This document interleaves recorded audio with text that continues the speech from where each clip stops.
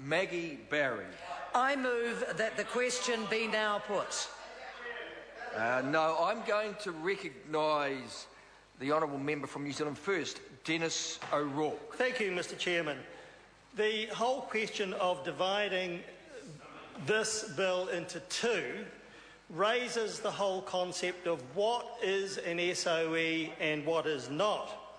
And I say this, I say that making Part 2 a separate bill is inappropriate because it firstly includes in the title the words mixed ownership model, and secondly because in Part 2 it in its substance does not set out a model which is a genuine mixed ownership model. In fact, Mr Chairman, I think that the name should simply be, for Part 2, Public Finance Amendment Act, and shouldn't include the words mixed ownership at all. They're just not correct. And the reasons for that are these. First of all, the model set out is, as I have said, not a genuine mixed ownership model at all. I say that in order for that to be correct, the model would have to be a 50-50 ownership model, because that is the only way there could be genuine mixed ownership. And I say that mixed ownership can only mean that. Anything other than 50-50 isn't mixed, it's dominant by one party or the other, and so it's not mixed. And as it is, of course, as we know, the Crown keeps 51%, which is control, and I don't see what is mixed about that.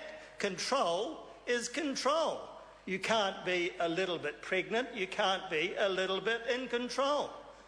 51% is control, 51% isn't mixed. And Mr Chairman, I will tell you this from my own experience. I chaired a company, Transwaste Canterbury Limited, which was a genuine mixed ownership model, Mr Chair. And that was able to be called a partnership or could have been called a mixed ownership model. And Mr Chair, if it was not a mixed ownership model, or whether it was, it would still operate as a fully successful commercial business. And that is the model that it actually is. And in that respect, Mr Chair, it is absolutely no different from a state-owned enterprise, because under the State-Owned Enterprises Act, they are required to operate as successful businesses. So I don't see how there is any difference between a state-owned enterprise defined in that way and what these entities will be with 51% shareholding residing in the Crown. So what is the real difference? You can also see that the regime in which these entities will be operating are fully competitive, the same as they were as SOEs, having to operate in competition with each other. Mr Chairman, I further say this, the only way they could be different is if the shareholding ministers enter into shareholders' agreements. Can I just sort of advise the member that what we're looking at here is the reason why the bill is divided, why it should be split into the SOE Act or the Public Finance Act. So the member is able to give reasons why that should happen. Or reasons why it should not. Or reasons why it should not. And it's strictly related to the proposal that the bill should be divided. And the reasons I'm giving, Mr Chair, is that it should not be divided because it is a misdescription.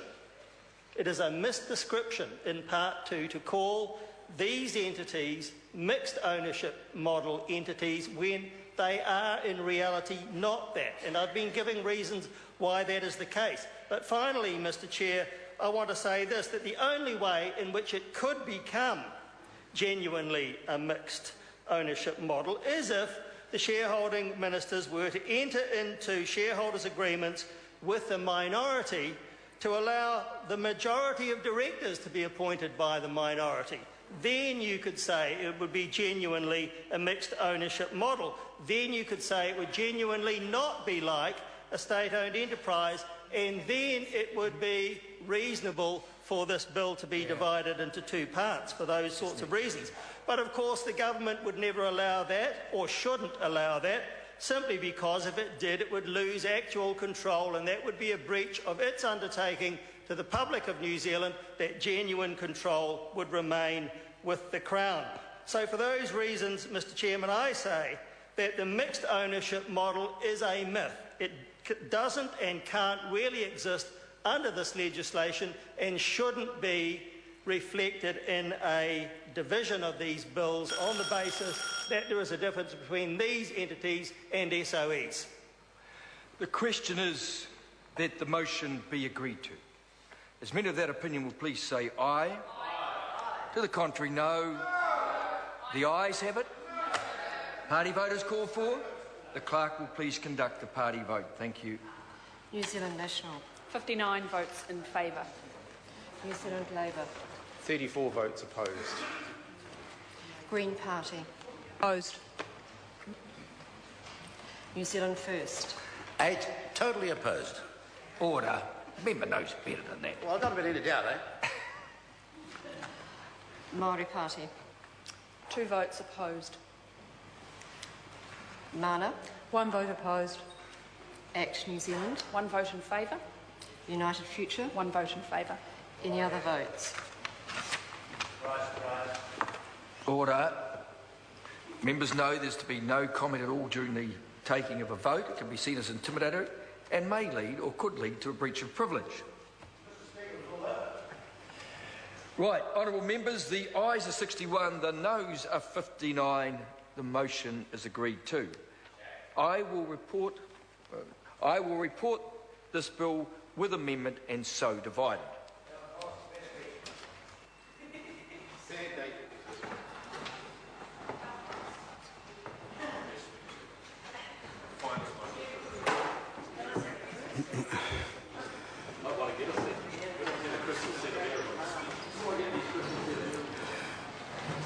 Members, the House is resumed. Mr Chairman. Mr Speaker, the committee has considered the mixed ownership model bill and reports it with amendment and divided into the following bills. The State-Owned Enterprises Amendment Bill and the Public Finance Mixed Ownership Model Amendment Bill. Mr Speaker, I move that the report be adopted. The question is that the report be adopted. Those of that opinion will say aye. Aye. To the contrary, no. The ayes have it. Party votes called for. I'll ask the clerk for a party vote. New Zealand National. 59 votes in favour. New Zealand Labour. 34 votes opposed. Green Party. 14 votes opposed. New Zealand First. 8 votes opposed. Māori Party. 2 votes in favour. Mana. 1 vote opposed. ACT New Zealand. 1 vote in favour. United Future. 1 vote in favour. Any other votes?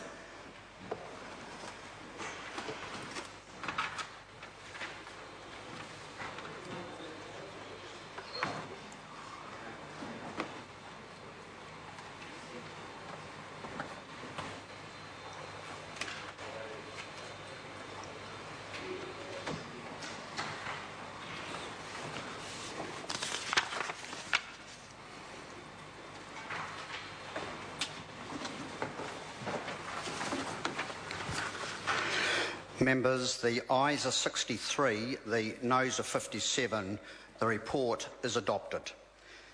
The bills are set down for third reading next sitting day. Call on Government Order of the Day number 2. Prisoners and Victims Claims 2012 Expiry and Application Dates Amendment Bill, second reading. Mr Speaker. The Honourable Judith Collins. Mr Speaker, I move that the Prisoners and Victims Claims